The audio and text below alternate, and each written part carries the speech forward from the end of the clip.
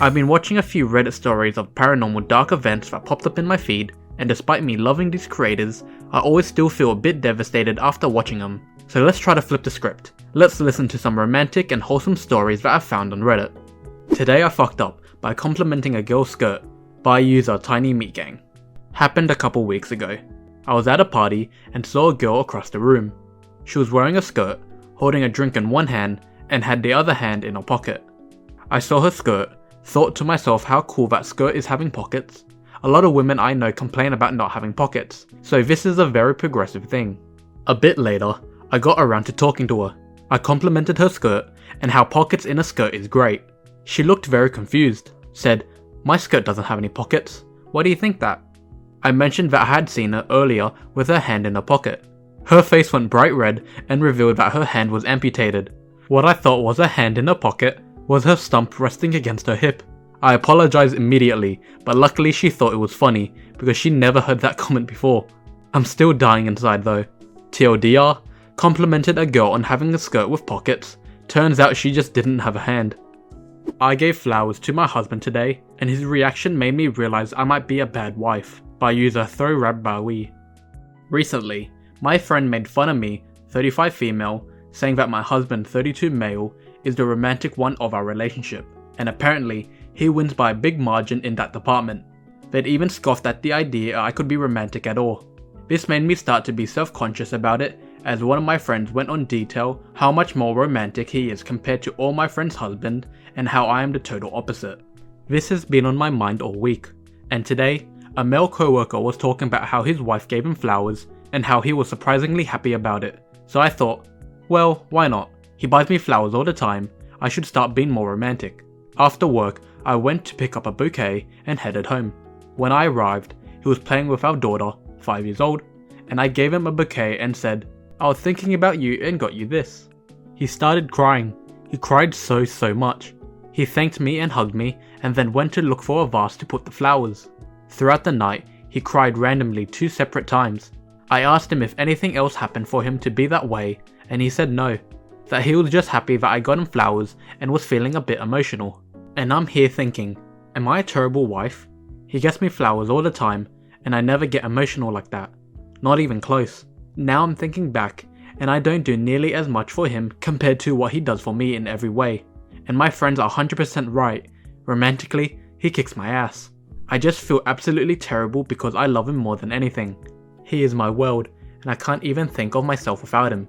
He is an amazing husband, and even a better father, and mostly, he is my best friend. But I guess I don't show him how much I appreciate him, and he doesn't know how much I love him, and that makes me so sad. And then that makes me feel even worse because I'm thinking about myself instead of him. Now I'm here in bed. I can't sleep thinking about this. I don't know if I should talk to him about it, or I should just try to be better and show him how much I appreciate him. I fell in love with my rival by user cow_if fornication. Yeah, well, shit. I'm a man, and he's also a man. I thought I left this gay phase at 15, but no. I knew him for about 3 years since I started drag racing, and since the first day, we had our rivalry. But despite that, he's always there. Whenever I need him, there he was. He's saved me so many times, and still counting. Corny, I know. I just woke up one day and felt the need to see him, touch him in all sorts of ways. He just went back to his military service. Yesterday I thought he was just being nicer. A hug isn't something unusual, but when it's all the time, it's something else, right? Today I just realized that I loved him. I love him and I feel heartbroken. It feels like my heart was ripped from my chest. Maybe he was just being nice because he would miss me, and my mind got the wrong signals. I needed to get this out because I don't trust anyone to spit it out, and he could see this. Ryan, I love you. With all my heart, I fucking love you. And I hope you guys loved that story cause there's an update. As I confessed my heart-aching story a month ago, that was quick as fuck.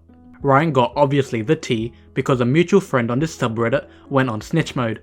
And currently, I received a letter this morning from him. I won't go into details, but I couldn't be more happier to tell you that he reciprocated my feelings. I feel like for once in my life, things are just going right. I was in relationships before, but never felt this way. I've been chuckling like an asshole all day long, and I thought to give the last post a happy ending.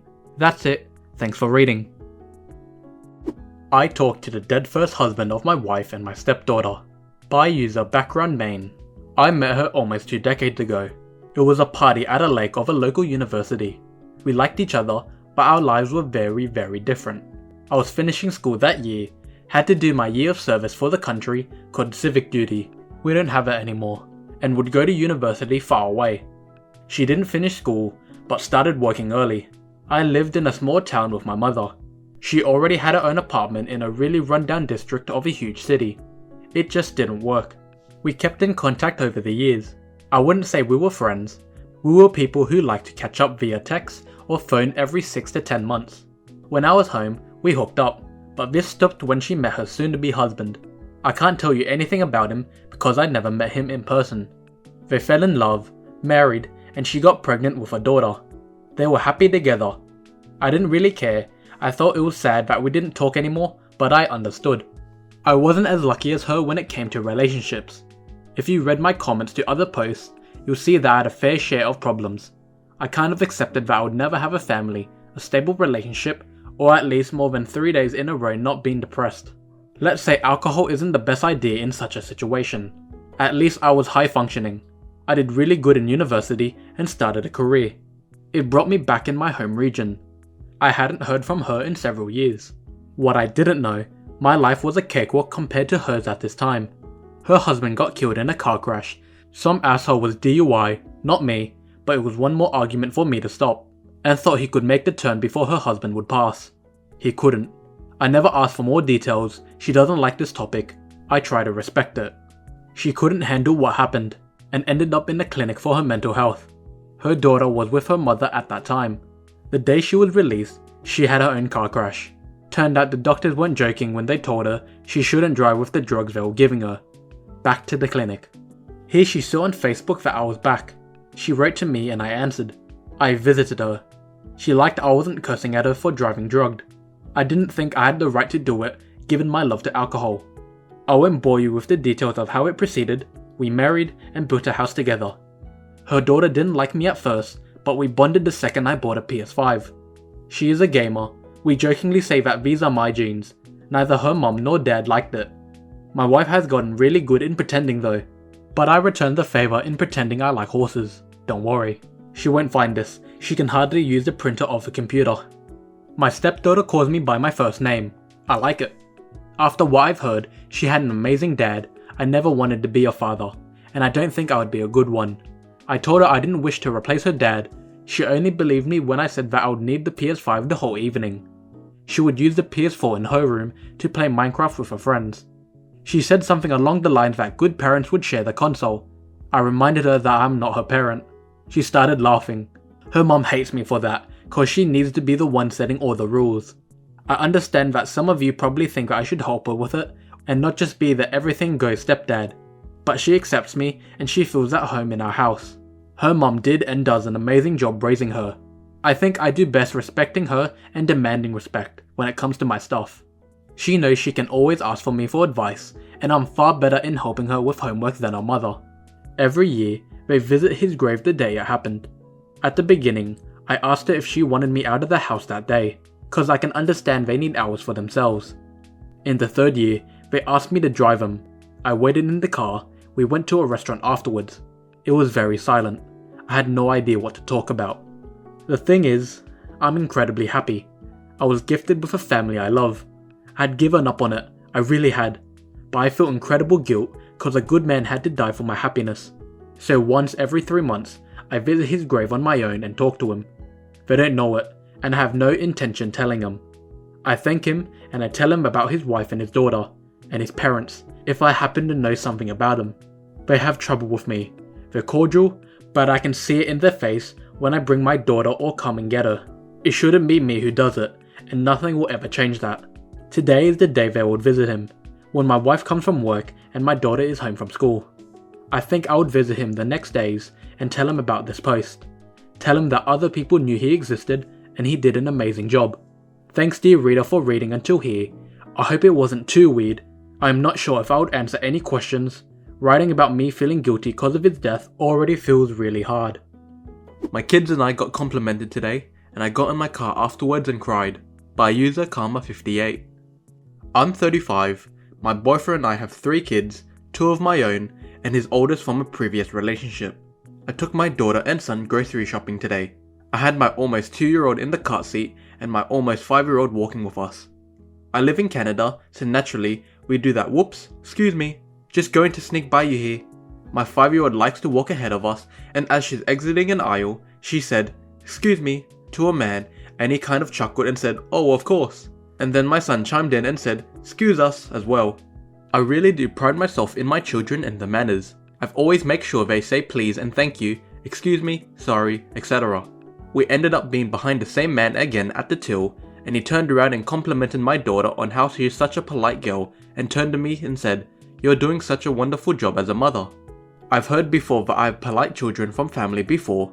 It's something that was instilled in me growing up, and I do the same with my kids. But this time it hit different.